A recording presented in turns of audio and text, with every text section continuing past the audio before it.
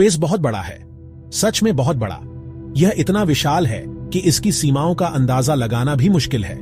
जब हम रात के आकाश की ओर देखते हैं तो हमें केवल एक छोटा सा हिस्सा दिखाई देता है, इतना बड़ा कि सोचना भी मुश्किल है। अनगिनत तारे, ग्रह और आकाश गंगाएं इस विशालता में समाई हुई हैं। हर तारा एक नई दुनिया का द्वार खोलता है, लेकिन इस विशालता में और भी दुनियाएं हैं। ये दुनियाएं हमारे सौर मंडल से परे हैं, जिन्हें हम एक्सोप्लैनेट्स कहते हैं।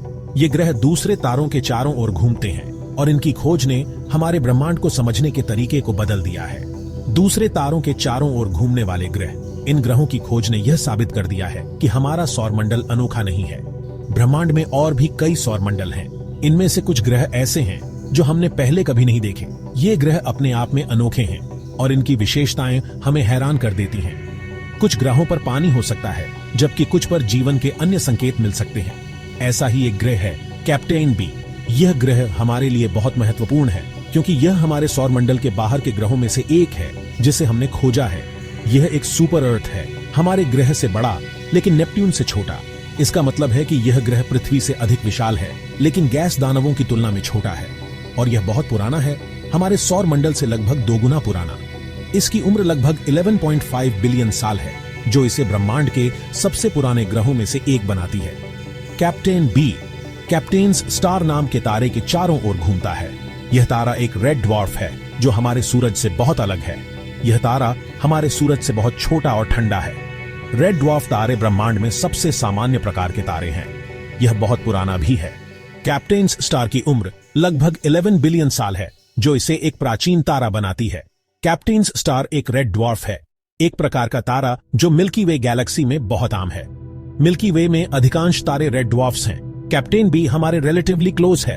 अगर हम स्पेस की बात करें तो यह पृथ्वी से लगभग 13 लाइट ईयर्स दूर है, जो खगोलीय मापदंडों में काफी नजदीक है। लेकिन यह अभी भी इतनी दूर है कि इसे नंगी आंखों से नहीं देखा जा सकता। हमें इसे देखने के लिए विशेष उपकरणों की आवश्यकता होती है। इसका अध्ययन करने के लिए हमें पावरफुल टेलीस्कोप्स की आवश्यकता है। ये टेलीस्कोप हमें उन रहस्यों को उजागर करने में मदद करते हैं जो हमारी आंखों से छिपे हुए हैं। और हम जो सीख रहे हैं वह बहुत इंटरेस्टिंग है।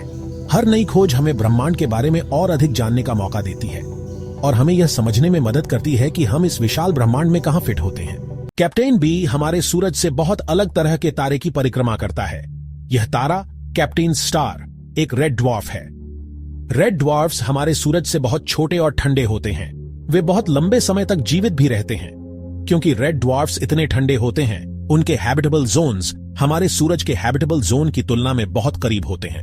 हैबिटेबल जोन एक तारे के चारों ओर का वह क्षेत्र है जहां तापमान एक ग्रह की सतह पर लिक्विड वाटर के अस्तित्व के लिए बिल्कुल सही होता है।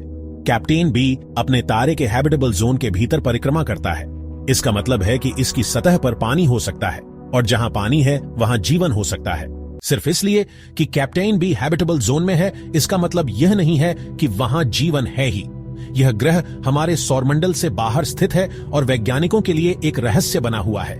कैप्टेन बी का अध्ययन करना हमें यह समझने में मदद कर सकता है कि अन्य ग्रहों पर जीवन की संभावना कितनी है। विचार करने के लिए और भी फैक्टर्स हैं। ग्रह की सतह की स्थिति, तापमान और पानी की उपस्थिति जैसे कारक भी महत्वपूर्ण हैं। वैज्ञानिक इन सभी पहलुओं का गहराई से अध्ययन कर रहे हैं। उदाहरण के लिए, हम नहीं जानते कि क्या कैप्टेन बी का कोई एटमॉस्फेयर है। एटमॉस्फेयर की उपस्थिति जीवन के लिए एक महत्वपूर्ण संकेतक हो सकती है। यह ग्रह की सतह को स्थिर और सुरक्षित रखने में मदद करता है। हमारे जैसे जीवन के लिए एटमॉस्फेयर जरूरी है। यह न केवल हमें सांस लेने के लिए ऑक्सीजन प्रदान करता है, बल्कि यह हमें बाहरी अंतरिक्ष के हार्श कंडीशन से भी बचाता है। यह ग्रह को उसके तारे से आने वाले हार्मफुल रेडिएशन से बचाता है। एक मजबूत मैग्नेटिक फील्ड भी आवश्यक है, जो ग्रह को सौर हवाओं और कॉस्मिक रेस से बचाता है। और यह ग्रह की सतह पर तापमान को रेगुलेट करने में मदद करता है। तापमान का स्थिर रहना जीवन के लिए अनुकूल परिस्थितियां प्रदान करता है। वैज्ञानिक अभी भी कैप्टेन बी के एटमॉस्फेयर के बारे में और जानने की कोशिश कर रहे हैं। वे विभिन्न उपकरणों और तकनीकों का उपयोग कर रहे हैं ताकि वे इस ग्रह के बारे में अधिक जानकारी प्राप्त कर सकें।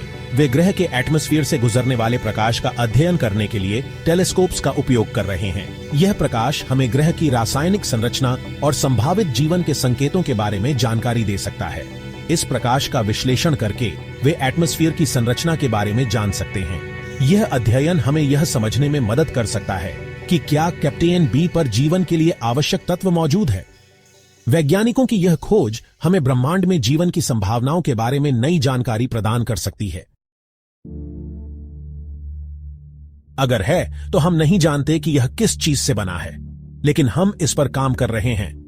वैज्ञानिक नए टेलीस्कोप्स और इंस्ट्रूमेंट्स डेवलप कर रहे हैं जो हमें एक्सोप्लैनेट्स के एटमॉस्फेयर्स का और विस्तार से अध्ययन करने की अनुमति देंगे। ये टेलीस्कोप्स उस फेंट लाइट को डिटेक्ट कर पाएंगे जो एक एक्सोप्लैनेट के एटमॉस्फेयर से होकर गुजरता है। इस प्रकाश का विश्लेषण करके हम एटमॉस्फेयर की संरचना, तापमान और बादलों की उपस्थिति के बारे में जान सकते हैं। यह जानकारी हमें यह समझने में मदद करेगी कि कोई एक्सोप्लैनेट रहने योग्य है या नहीं। यह ग्रह तब बना था जब ब्रह्मांड बहुत छोटा था। इसका अध्ययन करके हम उन स्थितियों के बारे में जान सकते हैं जो शुरुआती ब्रह्मांड में मौजूद थीं।